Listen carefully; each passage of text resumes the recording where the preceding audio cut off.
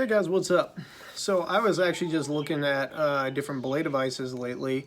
I am planning to do some more belay device reviews coming up, but I realized I overlooked one that has quite a bit of history in it, and that's the figure-8 descending ring, or some people call it figure-8 descender or whatever.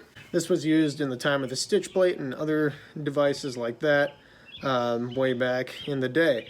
If you've watched John Long's How to Rock Climb, which is really fun, you should definitely give it a watch. It's nice and hokey and really corny, and he gives all sorts of old school advice. It's on YouTube. You should really check it out if you haven't. John Long, How to Rock Climb.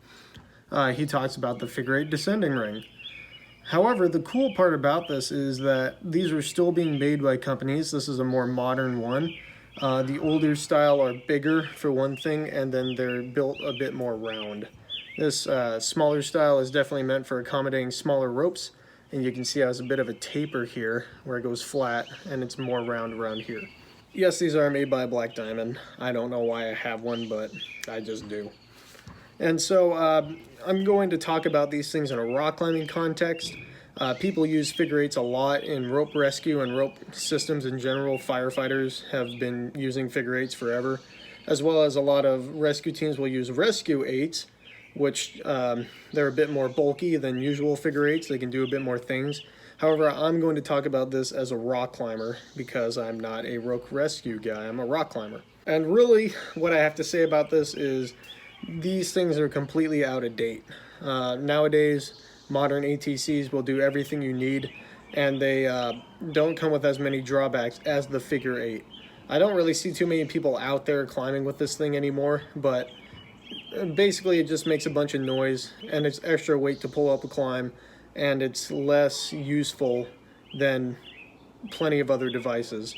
However, part of my usual review is I will show you how to use it. Right now these things will cost you about, $10 to $15 or so. They're not super expensive, but you can easily take that money and invest in other climbing gear that is more useful than one of these. Okay, so since this is a Black Diamond ATC, I'm going off of what Black Diamond says and suggests in order to use it. Just keep that in mind. I looked these up last night to make sure that everything was still the same as what they say in their manual. So loading it on your harness, you do need a locking carabiner.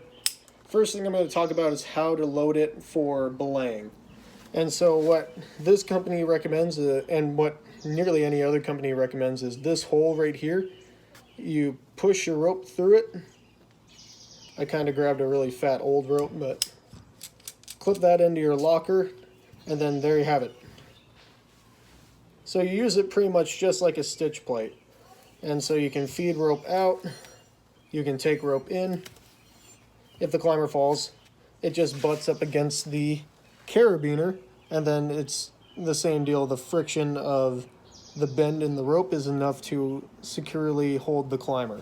Now, actually, I've seen this in movies a lot where they use these figure-8 plates. I've never seen anyone really rig it up like this for climbing. Not that I've seen many people actually use these things, but usually, if I can get the rope out, people will load it up the same way as you rappel.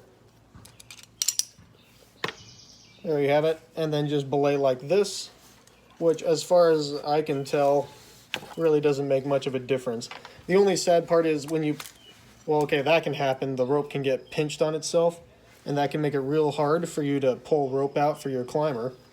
But also, there's so much friction, it's just more annoying to feed rope out, and especially take rope in. There's quite a bit of friction, whereas using it the actual way that it's recommended to be used for belaying is a lot less friction.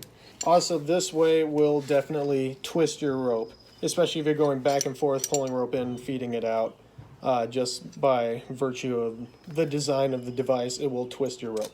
Alright, so as far as rappelling with the device, I have my rappel set up right here with my 2 strands. I'm going to take out my figure-8, and what I'm going to do is push rope through the big hole, bring it down and under the smaller hole, I'll say, and then clip myself to that. And there we have it. That's pretty much how you rappel with it, and then you sit down and rappel. I can't actually sit down right now because my anchor is not load bearing, but you would sit down in this and rappel. Now, you can definitely rappel with an extended figure eight. There's nothing wrong with that with a third hand. But I've done a couple of rappels on this in preparation for this review, and I can say that it will twist your rope. Many of the twists aren't as much as, say, a Munter hitch, but they are still noticeable. Like if you ever do a carabiner break rappel, or if you ever had to do that, then this figure eight twists your rope about as much as the carabiner break will. Alright, so there you have it. That's the two uses of this device, belaying and rappelling. Again, it's just not as good as any other of the other devices on the market. You definitely would rather go with an ATC, and if you have an ATC, you might as well use that for rappelling other than this figure eight, because there's no point to bring up a separate device just for the sake of rappelling, whereas bringing other devices along may offer something else. Bringing a specific rappel-only device is just not worth it in rock climbing, especially not worth it in mountaineering. It twists your rope. It's just completely outdated. Yeah, there's a reason why most people have moved away from these. Now, if you like using figure eight, then feel free to use it. This is just, you know, your opinion is your opinion. You can do whatever you want in your free time. But if you're starting to rock climb and starting to do any of this stuff, I just recommend go with a different device other than the figure eight. The main reason why I wanted to do a review for this is to cover, you know, most or all the belay devices I could, and this one was one that I've overlooked until now. So thanks for watching my review. Be sure to check out my other belay device reviews on more current belay devices and ones that are just introduced into the market. I'm planning on reviewing pretty much every device out there at some point, budget permitting. If you want to help me review all these devices, I do have a Patreon account that's linked in the description of all my videos, and you can feel free to donate however much you want. I have plenty of options up there. Other than that, if you like my stuff, then please subscribe to my video, and I'll see you guys in the next one.